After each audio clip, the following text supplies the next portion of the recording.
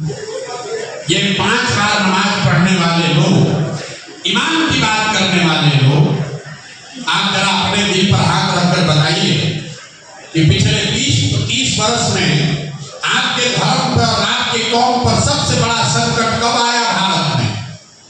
एक ही संकट ऐसा आया जब आपके घरों की पर्दा नसीब महिलाएं भी रोड पर निकली धरने पर।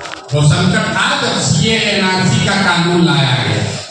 तो जितने लोग आप यहाँ बैठे हैं, 2 वर्ष पहले 3 वर्ष पहले की घटना है, जरा याद करके बताइए कि सीए एनआरसी जब इस देश में आया तो उसको रोका कैसे गया? वो आपके धरने प्रदर्शन से नहीं रुका, आपके हल्ला हंगामे से नहीं रुका, वो रुका 2 मई 2021 को। तारीख नोट कर लीजिए, 2 मई 2021 को, जिस दिन भाजपा को बंगाल में मुकम्मल शिकस्त दी गई, उस दिन से के बाद से सीए एनआरसी का चर्चा बंद है। जब बंगाल में लड़ाई लगी तो आपने क्या किया? आपने पेपर में पढ़ा, टीवी में सुना, तकरीरों के जरिए आपको बताया गया कि भाजपा बंगाल जीत रही है। मुसलमान ये सुनकर सहम के कि भैया पूरे देश से 2 लाख संघ के वर्कर, 2 लाख संघ के वर्कर बंगाल गए, बंगाल जीतने के लिए, भाजपा की मदद करने के लिए। उस समय आप कहां थे? आप कुछ नहीं कर रहे थे, आप घर में बैठे हुए थे। शायद दुआ कर रहे होंगे कि किसी तरह दीदी जीत जाए, टीएमसी जीत जाए। भाजपा का इतना आतंक था 2020-21 में कि 15 वर्ष से राज कर रही दीदी के आधे से ज्यादा उनके पार्टी के लोग भागकर भाजपा चला गया। जब पूरा देश कह रहा था कि बंगाल में भाजपा को 200 सीट से कम नहीं आएगा, तब लालू और मुलायम सिंह, तेजस्वी, अखिलेश यादव, राहुल गांधी नहीं गए थे बंगाल, आप भी नहीं गए थे। तब यही शख्स प्रशांत किशोर गया था बंगाल में, और हमने कहा कि बंगाल में भाजपा को हराएंगे नहीं, अगर 100 के नीचे नहीं रखे तो संन्यास ले लेंगे। हमने भाजपा को रोका कितने पर? 77 पर।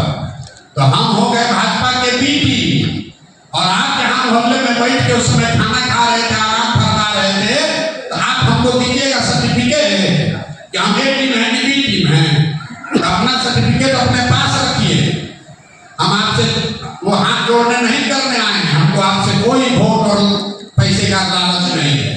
संभालना है तो संभालिए, नहीं तो आपको ऊपर वाला भी माफ नहीं करेगा। आप अपने बच्चों के साथ इंसाफ नहीं कर पाए, हमारे साथ क्या इंसाफ कीजिएगा? आप कुछ नहीं इंसाफ करने वाले लोग नहीं। सीतामढ़ी में मैं एक ऐसे जलसे में गया था, वहां मुझे एक मौलाना ने बहुत अच्छी बात समझाई। उन्होंने कहा, प्रशांत जी आप तो हिंदू हैं, कितना दल के साथ काम किए हैं, मुसलमान तो पूछेगा ही, उसको आप पर कैसे भरोसा होगा? लेकिन हम तो मौलाना हैं। लेकिन 2 वर्ष पहले सीतामढ़ी के जलसे में हमने कहा कि अब समय आ गया है कि मुसलमानों को आरजेडी से, लालटेन से अपना हक मांगना चाहिए। तो पूरे सीतामढ़ी में मुसलमानों ने कहा, लगता है मौलाना बिक गया, भाजपा का एजेंट हो गया। ये आपका दुर्दशा है मेरे भाई।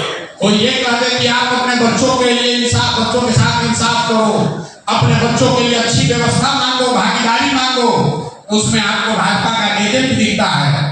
और कोई आकर ये कह दे कि जैसे दोजख में जी रहे हो, जीते रहो, बच्चों को मजदूर बनाकर रखो, जीवन भर की बंधुआ मजदूरी करते रहो, उसमें आपको अपना रहनुमा दिखता है।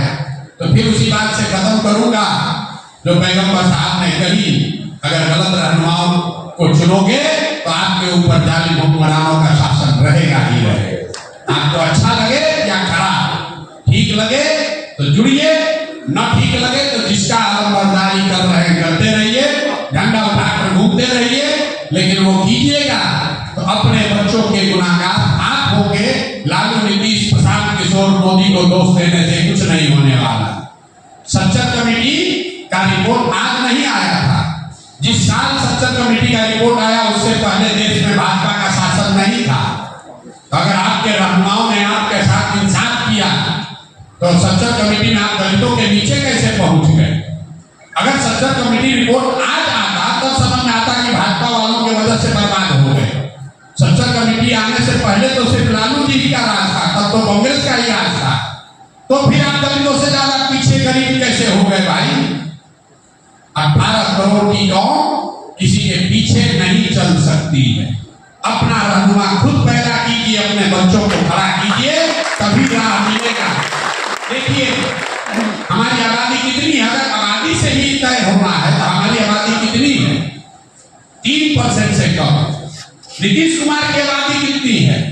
2% से कम। जिस लालू जी को आप बहुत आबादी वाला जानते हैं, उनकी आबादी कितनी है? 15% से कम। इन सारे कौम से कोई प्रशांत किशोर, कोई चिराग पासवान, कोई सहनी, कोई लालू, कोई तेजस्वी, कोई नीतीश खड़ा हो गया और 20% 18% आबादी वाले मुसलमानों से एक बच्चा भी नहीं खड़ा होगा। एक आदमी का भी हिम्मत नहीं खड़ा होने का। अगर नहीं खड़ा होगा तो कहीं ना कहीं समाज को ये चिंतन करने की जरूरत है कि आपके तरीके में, आपके प्रयास में कहीं ना कहीं कमी है। उसको नहीं सुधारिएगा तो आगे का रास्ता नहीं मिलेगा। चाहे आप हमारे पीछे चलिए, हमारे साथ चलिए, या किसी दूसरे के साथ चलिए। मैं बात कड़वी करता हूँ, ठीक लगे तो अच्छी बात है, न ठीक लगे तो कोई बात नहीं है।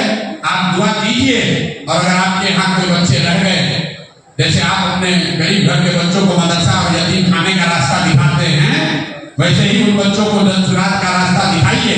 हम उसको राजनीतिक इल्म और उसके लड़ने की व्यवस्था करेंगे। आप कीजिए या ना कीजिए। बहुत बहुत शुक्रिया सर। हम आपसे, आप लोगों से एक गुजारिश करेंगे, आइंदा 1 सितंबर को इतवार के रोज पटना के तारीखी गांधी मैदान के करीब बापू सभागार में जन स्वराज की तरफ से मुसलमानों की एक मीटिंग रखी गई है, जिसमें यह तय होगा, हमारी पार्टी का संविधान बनने जा रहा है, जिसमें हम आपका मशवरा लेना चाहते हैं कि कैसे हमारी पार्टी, उसमें अक़लियतों की नुमाइंदगी कैसे हो, हम अक़लियतों को सियासत में भागीदार कैसे बनाएं, ये तय होगा। आपसे गुजारिश है, आपको मैं दावत दे रहा हूँ मोहतरम प्रशांत किशोर साहब की तरफ से कि आप उसमें 1 सितंबर को जरूर तशरीफ लाएं पटना के बापू सभागार खाने का भी इंतजाम है और कुछ लोग उस तरफ चले जाएं, कुछ लोग इस साइड में आ जाएं और खाना खा करके आप तमाम लोगों का बहुत बहुत शुक्रिया।